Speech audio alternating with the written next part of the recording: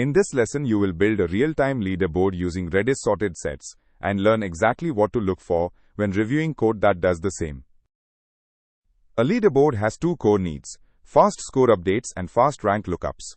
Redis sorted sets give you both in a single data structure with no extra indexing work on your side. Under the hood, Redis combines a skip list and a hash table. The skip list keeps members in score order so range queries are fast, and the hash table lets Redis find any single member in constant time. ZADD seeds initial scores, ZINCRBY, adds 50 points to ADA atomically.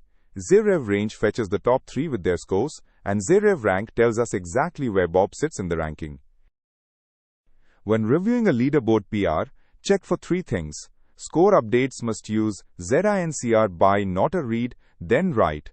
Rank queries must use ZREVRANK, not ZREVRANK, and range scans must always have a bounded upper limit. Sorted sets handle everything a leaderboard needs in a single key.